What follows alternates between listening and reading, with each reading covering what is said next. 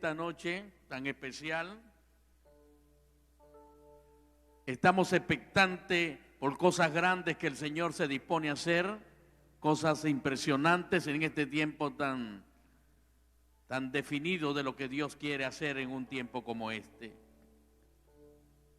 Yo le invito a buscar en su Biblia en Segunda de Reyes capítulo 18. Cuando todos lo tengan pueden decir la señal de costumbre.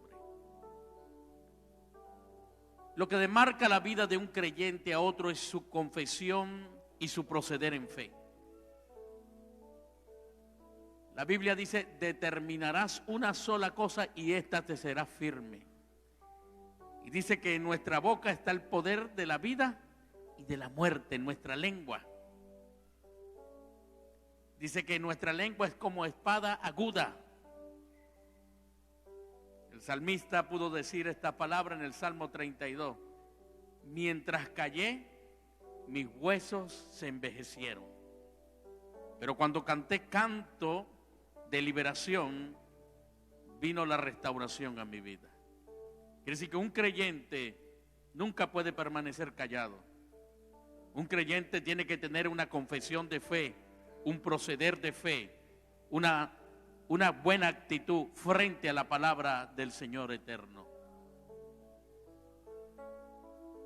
Segunda de Reyes capítulo 18.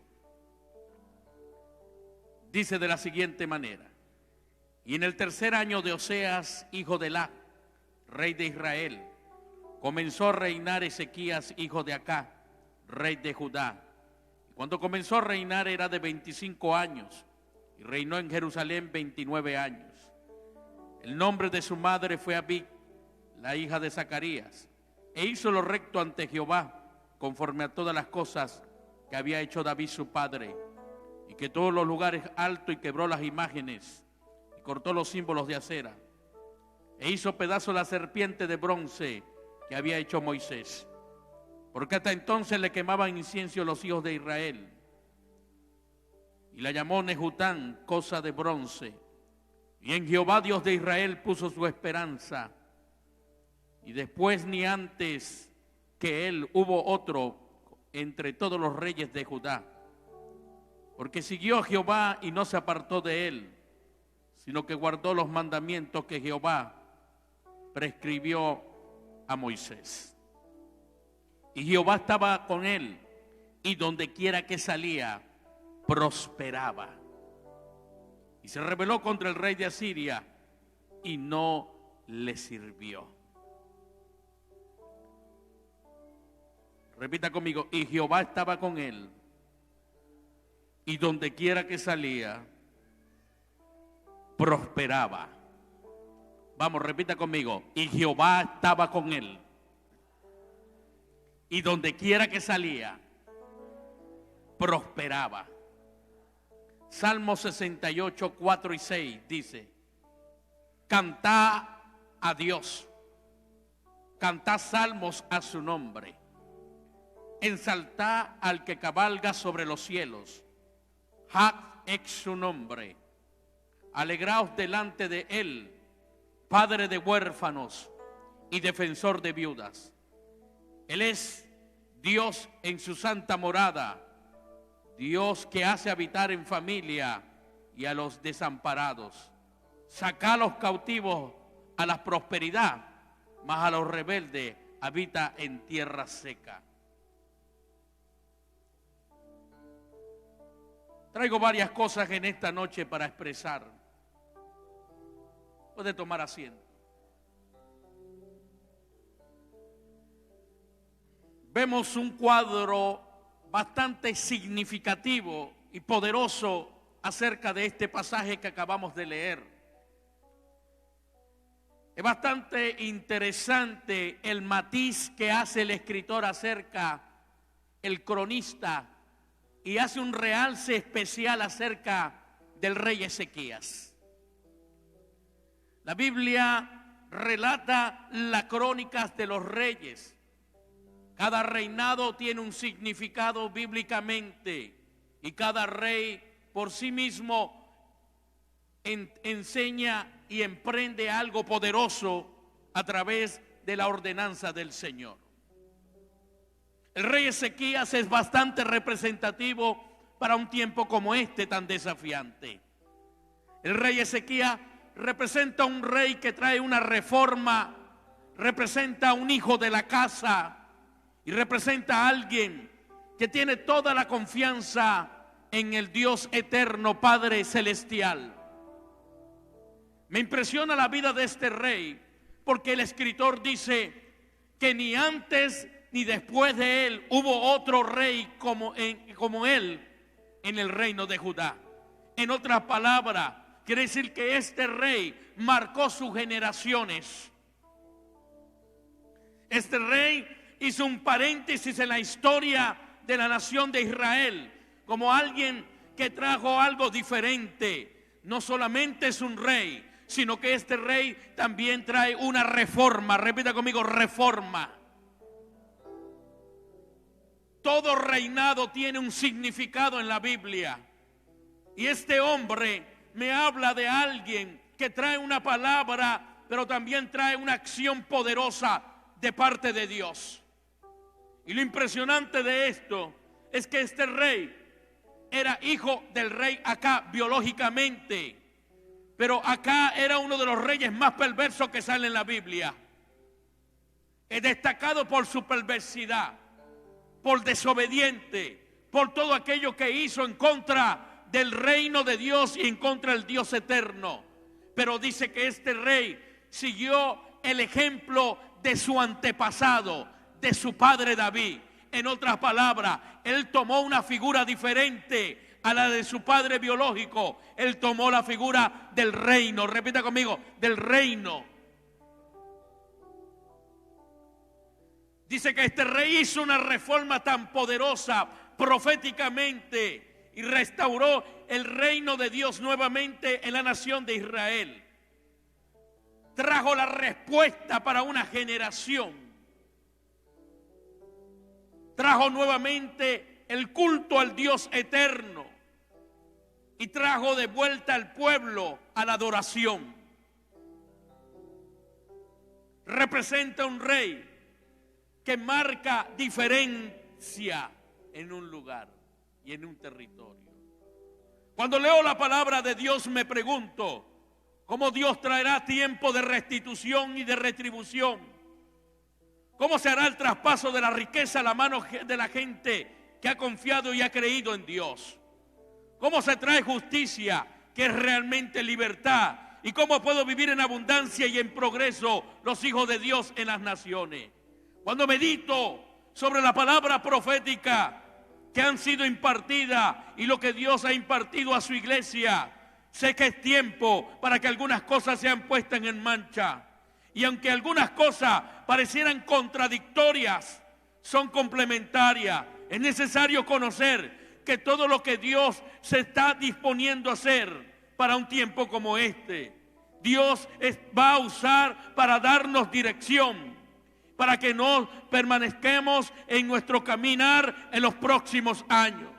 La palabra reforma se define como algo que se propone, que se proyecta, que se ejecuta, que trae innovación, que mejora algunas cosas. Reforma es volver a la forma, es renacer, es reparar, es restaurar, es restablecer, es regular, es corregir, es poner en orden.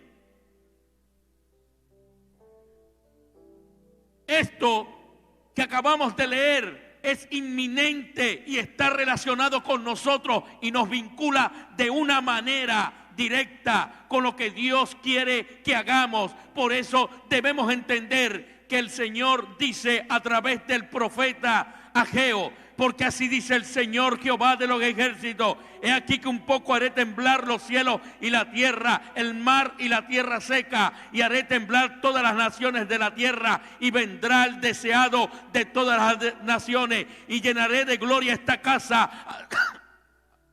Ha dicho Jehová de los ejércitos: mía es la plata y mío es el oro, dice Jehová de los ejércitos. La gloria postrera de esta casa será mayor que la primera, ha dicho Jehová de los ejércitos, y daré paz en este lugar, dice Jehová de los ejércitos. Lo primero es que en los tiempos que estamos viviendo en el mundo, en especial en Latinoamérica, son tiempos de reforma en las naciones y en la iglesia. Si usted le ve en la historia de la reforma, tanto en la Biblia como en la historia universal, verá que cuando hay reforma, nunca hay paz. Ni en el reino de Dios, ni en las naciones. Cuando hay tiempo de reforma, hay convulsión, hay agitación, también hay muchas voces de confusión. Cuando Martín Lutero se levantó para enseñar la justificación por la fe, hubo persecución en toda Alemania. Toda Europa fue sacudida porque hubo reforma. Y los reformadores, tanto en las naciones como en la historia del cristianismo y en el reino de Dios, siempre traen convulsión. Las reformas son diferentes a los avivamientos. Las reformas tocan las raíces, van al fondo de las cosas. Ahora, algo que me llama poderosamente la atención es que un reformador, por un momento dado, parece obstinado, terco, pero le guste o no, nosotros estamos en tiempo de reforma en las naciones y en toda América Latina. Los modelos de economía, de ideología política y religiosa en el mundo están cayendo en la década de los 90. El neoliberalismo puso a muchas naciones de rodillas y a la quiebra total. Vemos entonces cómo todos los modelos de economía, de ideología política y religiosa han sido y están siendo trastocados.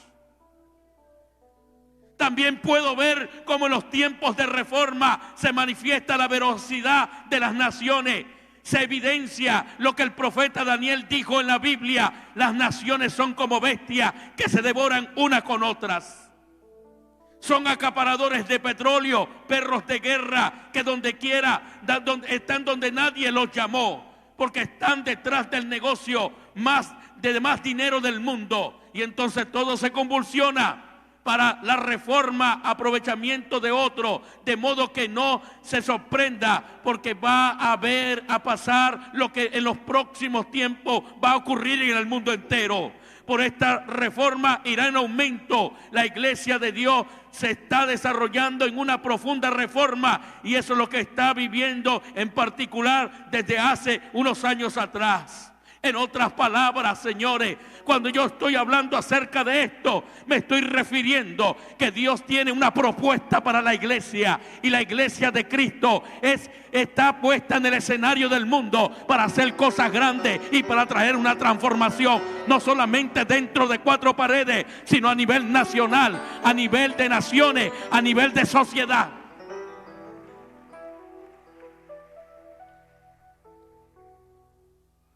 El rey Ezequías me habla de alguien que trae transformación.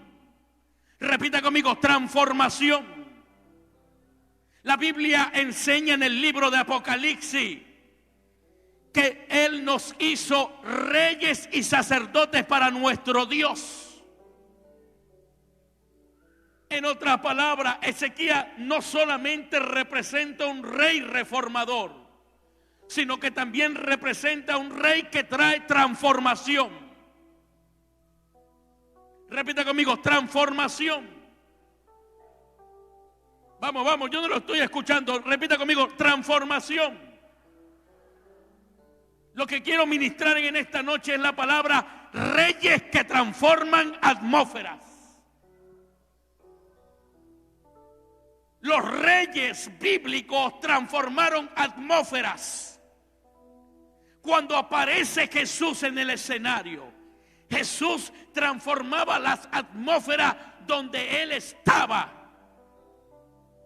Por eso es que usted ve los escenarios, que cuando Jesús se dirige a una ciudad, Él le habla a la ciudad, le habla a las atmósferas. Y le dice: tú Jerusalén, tú Sidón, tú Samaria. Le está hablando a las ciudades pero le está hablando también a las atmósferas que rodeaban aquel lugar. Y el rey Ezequías representa un rey que es colocado en un escenario, en una atmósfera bastante difícil, crítica. Se encuentra con una nación devastada, se encuentra con una nación fragmentada, se encuentra con una nación rodeada de tinieblas, de oscuridad. Pero el rey Ezequías aparece en el escenario, enviado por el Dios eterno para asumir una responsabilidad y para traer un cambio y una transformación a una nación.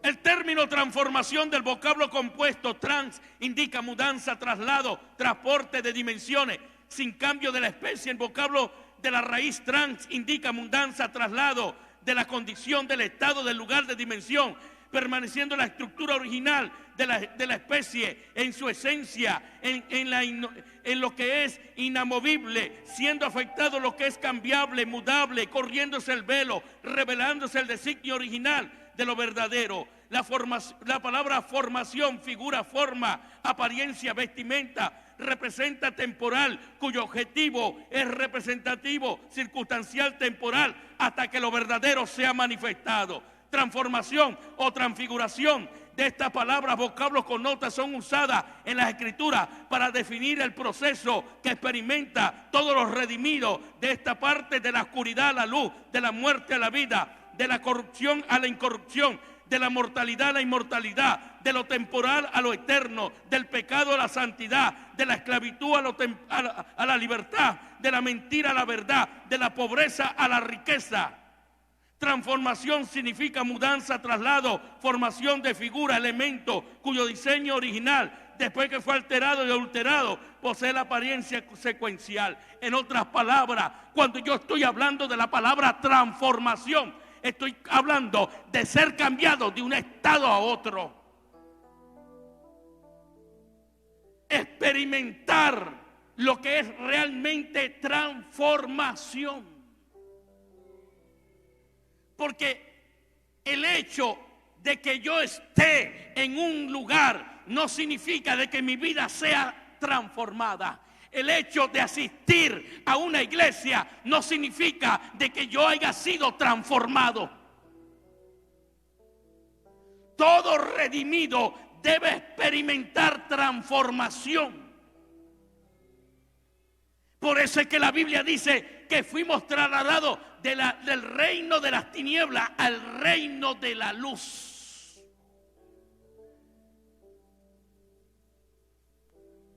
Transformación me habla que paso de la oscuridad a la luz, de la mortalidad a la inmortalidad, de la mentira a la verdad, del pecado a la santidad, de la pobreza a la riqueza. Transformación trae cambio. Donde quiera que usted se meta, tiene que haber una transformación.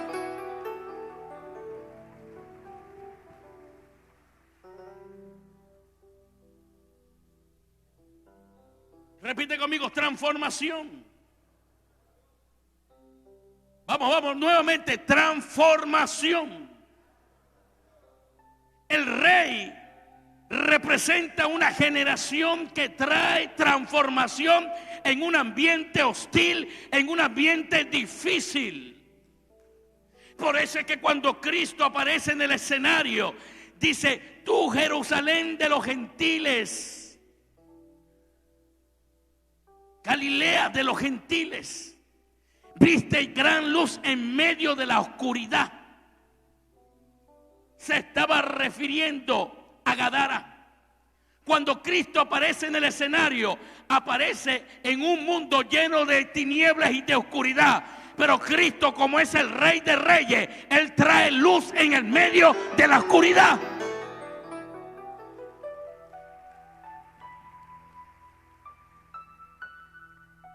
El rey Ezequías, este rey, renunció a su padre biológico y tomó a David como su padre por adopción. tomó un modelo de reino como padre. En otras palabras, la Biblia dice que Él es padre de huérfano y defendedor de viudas.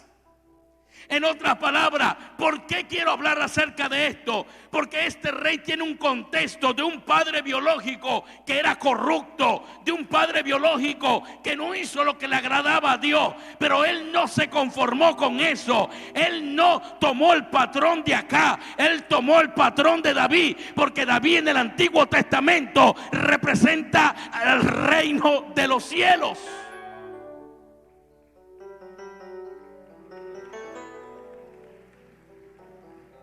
En otras palabras, yo no sé cuáles son los contextos que usted pueda haber vivido. Tal vez usted no tuvo un buen padre biológico, pero tiene al Padre de los padres, al Padre celestial.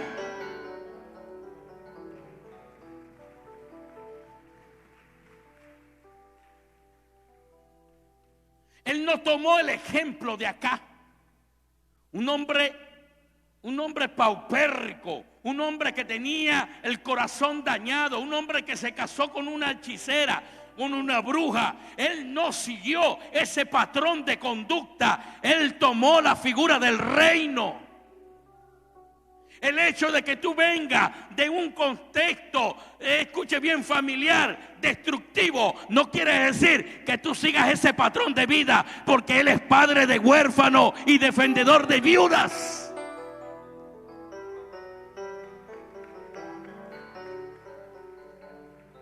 Acá era un ejemplar de un modelo de maldición y ruina que manejaba un modelo corrupto. Pero David representaba el bisabuelo del rey Ezequías, representaba un modelo de reino. Repita conmigo, un modelo de reino.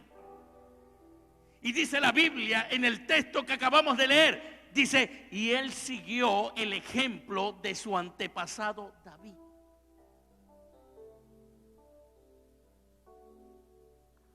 Yo no sé cuáles son las circunstancias que han rodeado tu vida desde tu niñez. Cuáles son las situaciones que tú has vivido. Pero el hecho de que tú vengas de un contexto diferente, de que tal vez tú no hayas nacido en el Evangelio, que no hayas conocido del Señor, no implica que usted se quede en esa situación. Porque hay modelos en la Biblia, hay modelos de padre. Hay gente que Dios la levantó como modelos en la palabra del Señor para que usted siguiese el ejemplo del Padre Celestial. Porque tal vez te has sentido desamparado, tal vez te has sentido difícil, una vida dura, pero este rey la tuvo también dura, pero él no se detuvo, no se lamentó por lo que estaba pasando. Él no tenía espina dorsal de pollo que se quebraba en el medio de cualquier situación. Él le creyó a Dios. Hay gente que se quiebra en el medio del problema, en el medio del dilema, pero la Biblia dice que Jehová es escudo alrededor de mí, el que levanta mi cabeza en gloria. Él te levanta, Él te levanta, el Padre te levanta en esta noche. Él te levanta para hacer cosas grandes.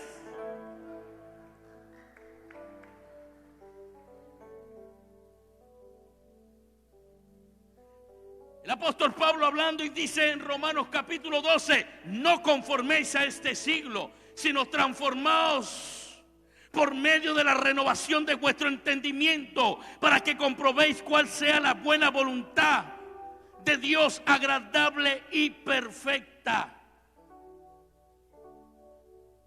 Hay una traducción dice, y no se amolden al mundo actual. El gran problema es que la gente sigue los patrones del mundo actual, del sistema. Pero Pablo dice, no se amolden al mundo actual. Dígale que tiene paz, no se amolde al mundo actual, sino renovaos y transformaos. Repita conmigo, renovaos, transformaos y renovaos. En otras palabras, para que suceda renovación, tiene que haber primero transformación. Repita conmigo, transformación. El rey Ezequías tomó una decisión de 360 grados, un cambio radical. Repita conmigo, un cambio radical. El gran problema es que mucha gente no ha tomado el cambio radical en su vida.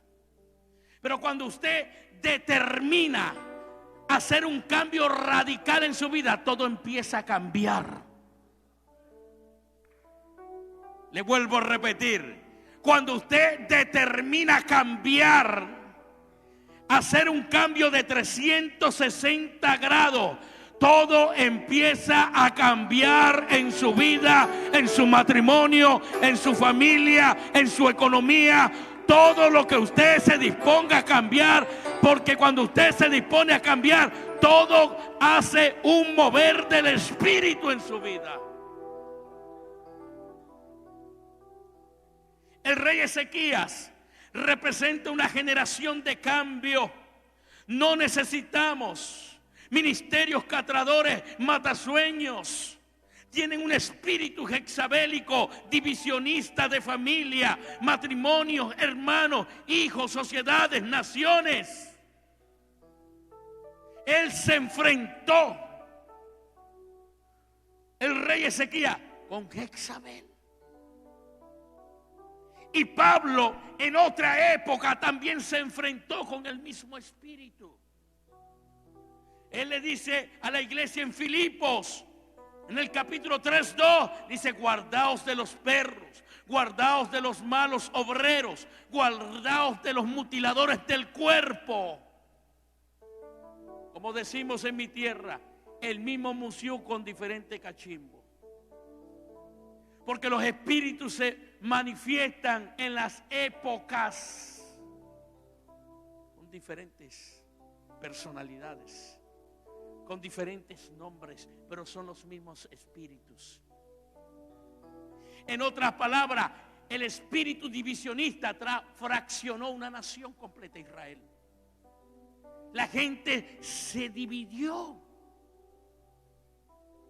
La gente, dice, cuando Elías aparece y enfrenta este espíritu, dice que el pueblo cabizbaba en dos pensamientos: si seguir a Jehová o seguir a Baal. Quiere decir que había confusión, división. Señores, necesitamos iglesias que tengan el espíritu de Elías. El espíritu profético lo que trae es unificación a la iglesia. Malaquías capítulo 4:6 dice: aquí que yo envío al profeta Elías antes que venga el día de Jehová grande y terrible. Él hará volver el corazón de los hijos hacia los padres y el corazón de los padres hacia los hijos, no sea que yo venga y hierra la tierra con maldición. En otras palabras, toda profecía que viene de parte del Padre Celestial, toda profecía que viene del reino de los cielos, es para unir la familia, para unir los matrimonios, para unir las naciones, para unir la iglesia, para unificar. Toda profecía que viene de parte de Dios jamás traerá división, traerá unificación.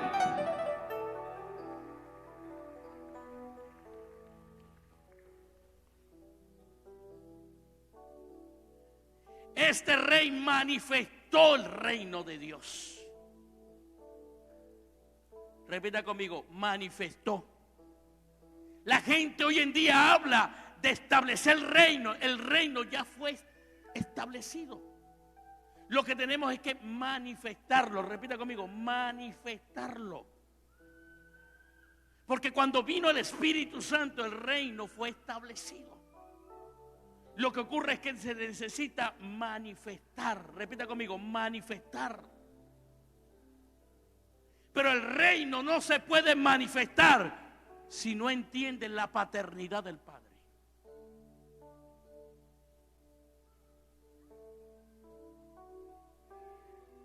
Repita conmigo: la paternidad. Por eso es que el primer hombre, Adán, él entendió que había un padre. El diseño original era un padre con su familia.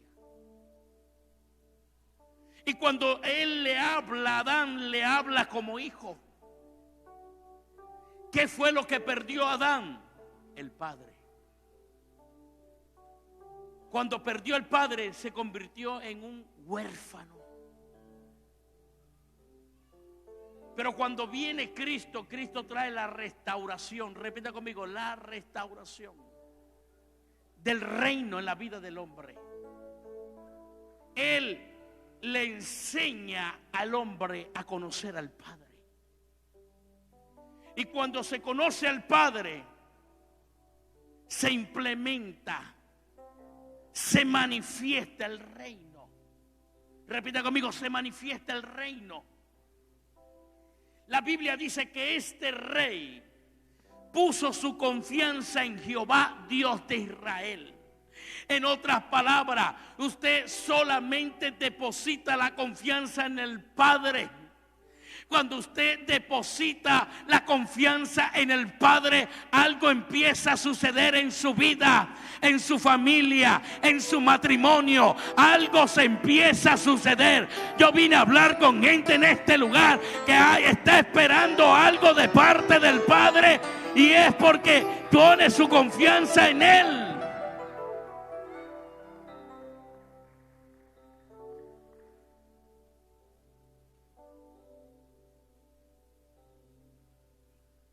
Rey Ezequías dio un cambio por dimensiones a su nación y a su familia.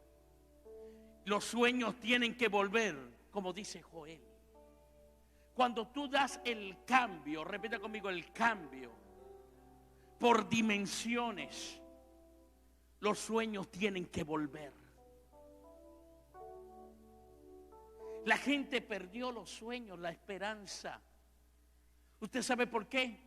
Porque se siente desamparado, se siente frustrado, se siente con confusiones encontradas, sentimientos encontrados.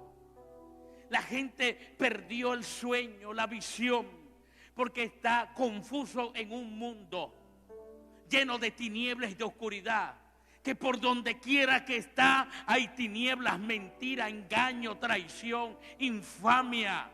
Pero cuando usted recupera la paternidad, cuando usted recupera al Padre, se vuelve a instalar el sueño, se vuelve a instalar la visión, se vuelve a instalar el progreso de Dios para su vida. Cuando usted recupera la paternidad, algo empieza a suceder poderosamente en la vida de aquellos que creen que Dios tiene algo poderoso en su vida. Algo tiene que ocurrir, porque la palabra dice: después de esto derramaré mi espíritu sobre toda carne, y profetizarán vuestros hijos y vuestras hijas, y los ancianos soñarán sueños, y vuestros jóvenes verán visiones.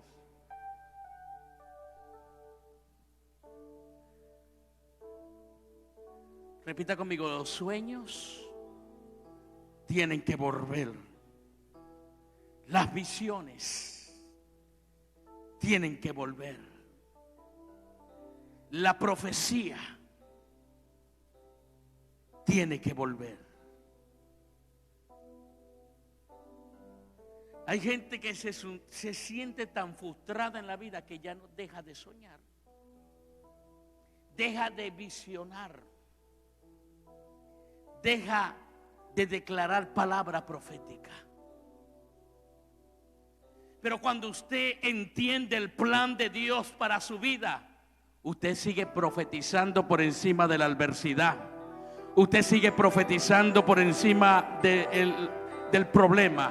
Usted profetiza por encima de los vientos contrarios. Usted profetiza por en medio de la situación difícil. Usted profetiza por un Perú mejor. Usted profetiza por una Latinoamérica mejor. Usted profetiza por un sueño mejor para Latinoamérica. para las familias de Latinoamérica. Usted sigue soñando cosas grandes para las naciones de la tierra, porque un reformador no se detiene por los impedimentos de la vida. Un reformador visionario avanza por encima de las circunstancias.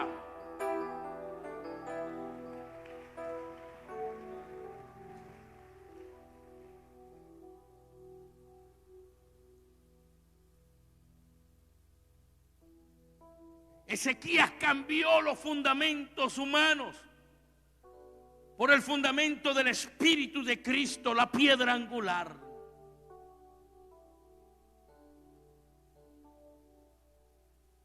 Pedro dijo: acordaos de la piedra viva desechada ciertamente por los hombres, mas para Dios es escogida y preciosa, para vosotros también.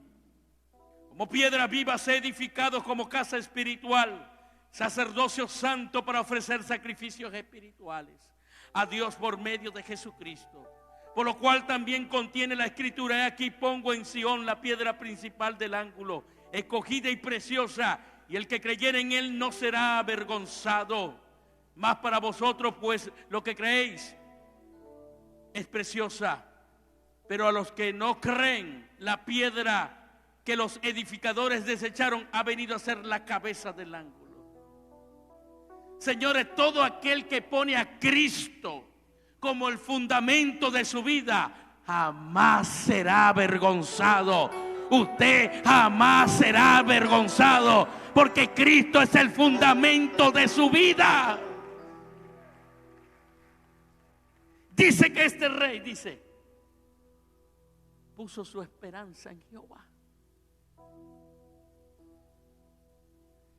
Lo que marca la diferencia de este rey que marca una generación es que él estableció el fundamento en Cristo.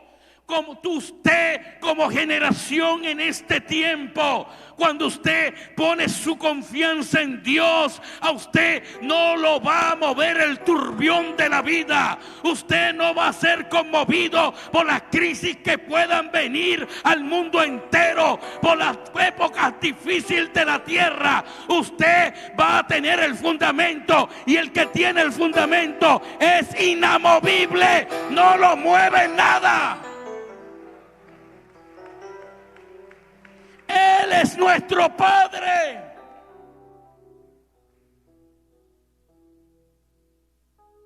Hay que renunciar a los patrones corruptos y tomar el diseño del Padre Celestial, que es la paternidad apostólica. En una casa hay un Padre espiritual que es comisionado por el Padre Celestial. El Padre espiritual transmite la paternidad del Padre Celestial. Los fundamentos de una casa se establecen bajo la paternidad espiritual. Y el rey Ezequías representa un hijo que sigue el ejemplo de su padre David. En otras palabras, tal vez usted tiene un padre biológico, pero en esta casa hay un padre espiritual, el cual está dando un legado generacional.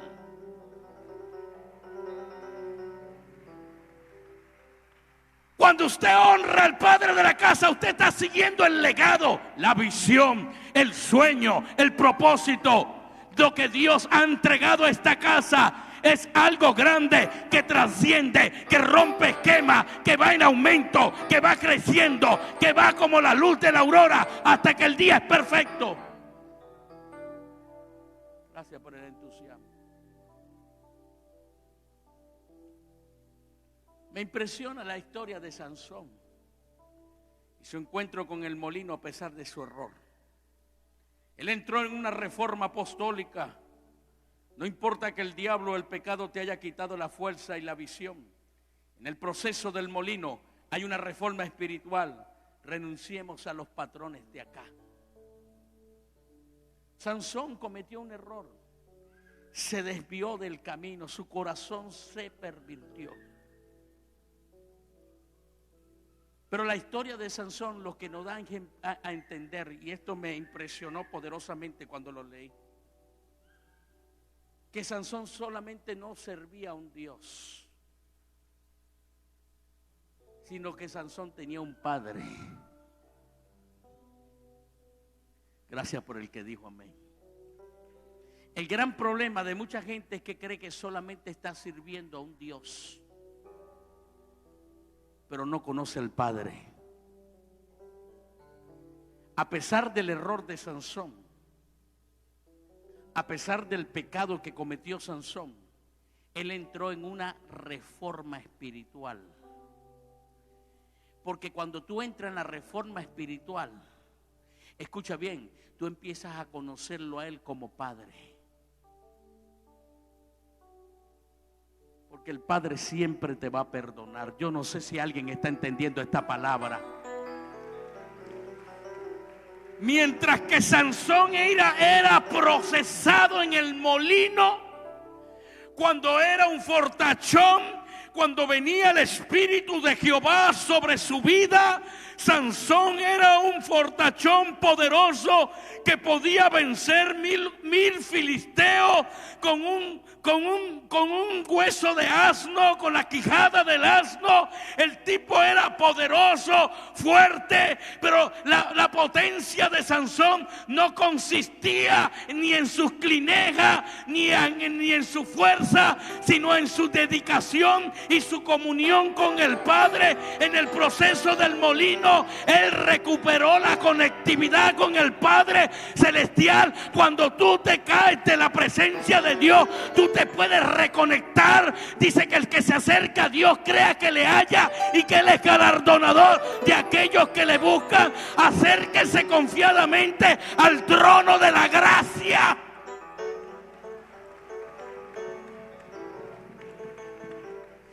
Él no es un juez verdugo, Él es nuestro Padre y siempre te va a estar esperando con los brazos abiertos.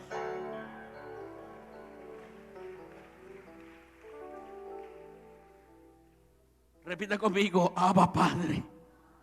Él es mi Padre. El gran problema de muchos que lo conocen solamente como Dios, pero no lo conocen como Padre.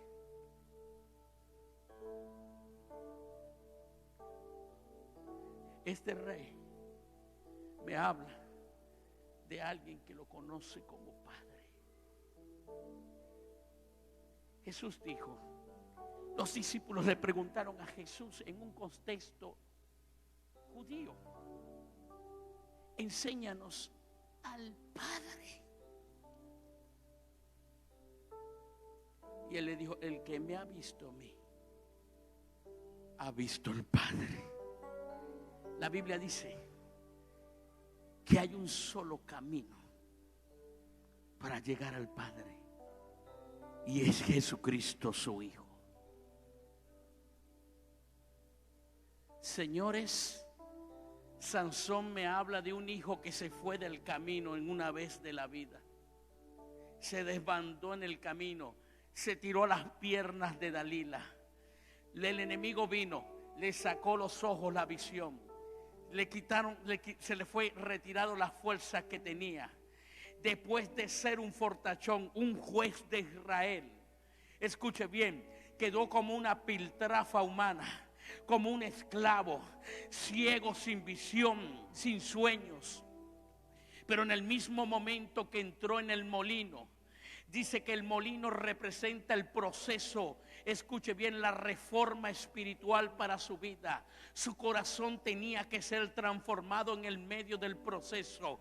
Yo no sé cuántas cosas usted habrá pasado. Yo no sé cuáles son las dificultades que usted está atravesando ahora mismo en su matrimonio, en su familia, las circunstancias que rodean su medio ambiente. Yo no sé qué es lo que pueda estar ocurriendo en su vida, pero cuando usted es sometido en la reforma del Espíritu, escuche bien, usted va a recobrar la paternidad que fue quitada desde el principio. Hay una paternidad, señores. Usted no es un huérfano, usted tiene un Padre, y el Padre le ama, el Padre lo restaura, el Padre te reposiciona, el Padre te reposiciona.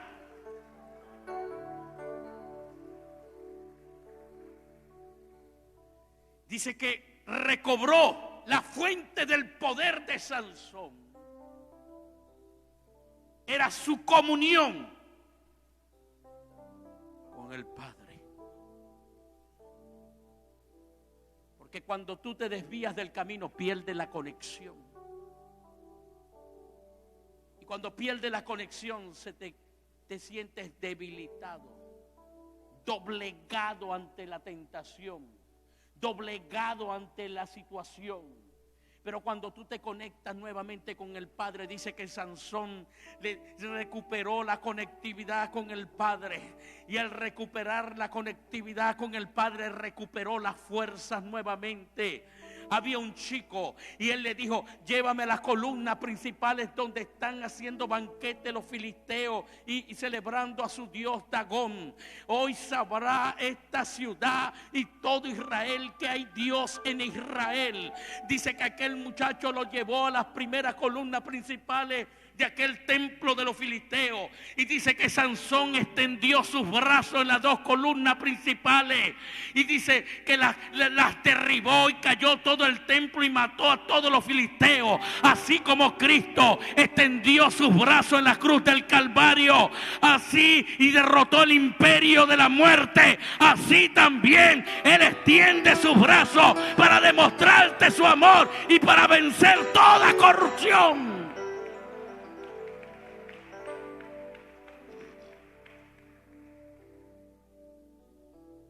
Una generación de hijos apostólicos es demoledora de los diseños satánicos de idolatría y establece el diseño del Padre Celestial y su reino. En el versículo 4 dice: y quitó los lugares altos y quebró las imágenes y cortó los símbolos de acera e hizo pedazo la serpiente de bronce que había hecho Moisés.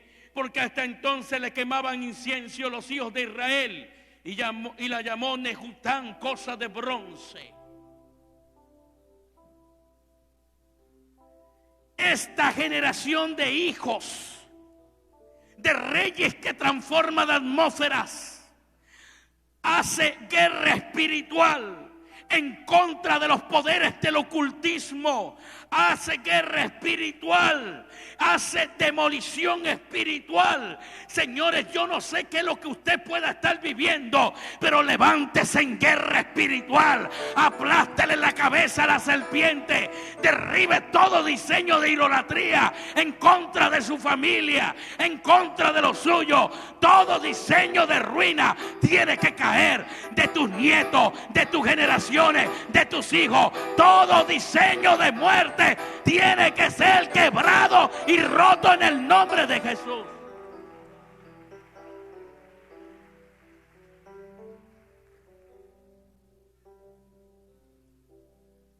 Dice que los hijos de Israel eran tan idólatras que le quemaban incienso a la serpiente que hizo Moisés. Nehután, cosa de bronce. El bronce es símbolo del juicio. Había un juicio porque ellos se pervirtieron en el desierto. Y dice que Jehová le mandó serpientes mortíferas para que los matase en esa generación. Mas Moisés levantó un clamor al Dios eterno, al Padre celestial, y le dijo: Señor, permite que vivan. Ese es un clamor de un padre. Y el Señor le dice: hazte una serpiente de bronce, y todo aquel que es expuesto a la mordedura de la serpiente, que vea a la serpiente, será sanado instantáneamente. Por eso es que cuando Jesús aparece en el escenario y dice, así como Moisés levantó la serpiente en el desierto, así será levantado el Hijo del Hombre.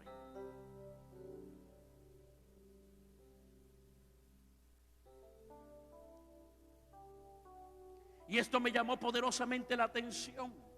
¿Cómo que Jesús es como la serpiente? No es que es la serpiente, sino como la serpiente. Repita conmigo: no es serpiente, pero es como la serpiente.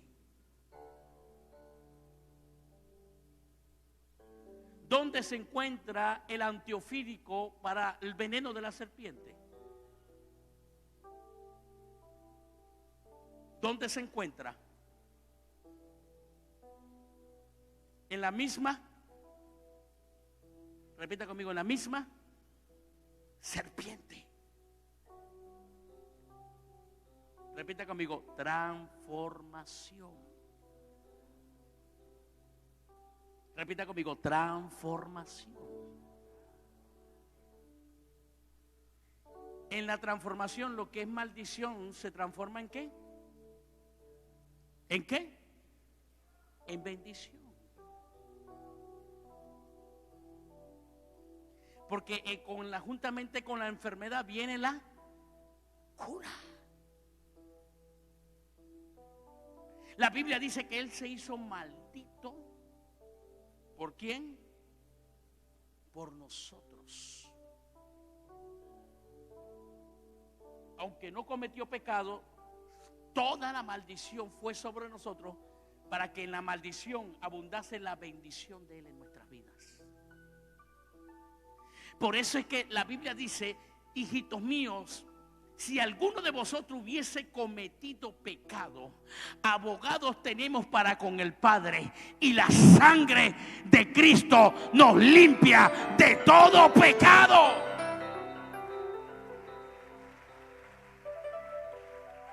En la transformación, toda basura que te tiró el diablo, la sangre de Cristo tiene el poder para limpiarte de toda inmundicia del pecado.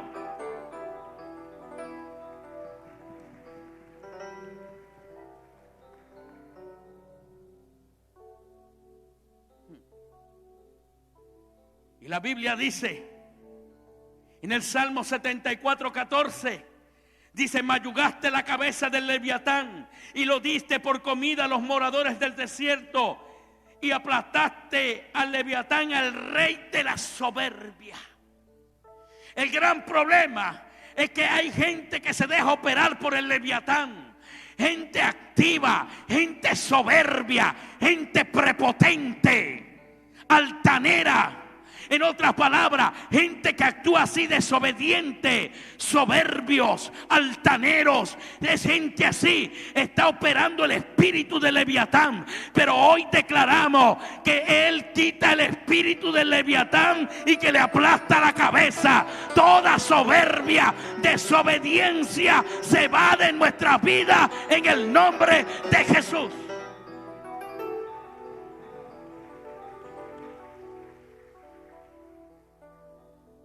Levantemos una generación de cambio que hace la voluntad del Padre Celestial, y es que sus hijos prosperen. En el versículo 7 dice: y Jehová estaba con él, y donde quiera que salía, repita conmigo, y donde quiera que salía, prosperaba. Repita conmigo, cuando Él está conmigo, donde quiera que yo vaya, yo voy a prosperar. San Juan 3:21 dice: amado, yo deseo que tú seas prosperado en todas las cosas y que tengas salud así como prospera tu alma. Segunda de Corintios 8:9 dice: porque ya conocéis la gracia de nuestro Señor Jesucristo, que por amor a vosotros se hizo pobre, siendo rico, para que vosotros con su pobreza fuésemos enriquecidos. En otras palabras, señores, la voluntad del Padre Celestial es que usted prospere en donde quiera que usted vaya. Yo vengo a decirle a usted en esta noche que donde quiera que usted vaya, usted va a prosperar, porque la bendición la carga usted, es adentro, no por fuera. Donde quiera que usted vaya, va a prosperar. La prosperidad irá contigo. Póngase de pie. La prosperidad irá contigo. Dice: donde quiera que vaya, que iba.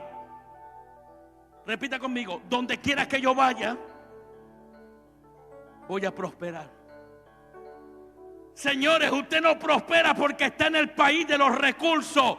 Usted prospera porque carga la bendición de Dios en su vida.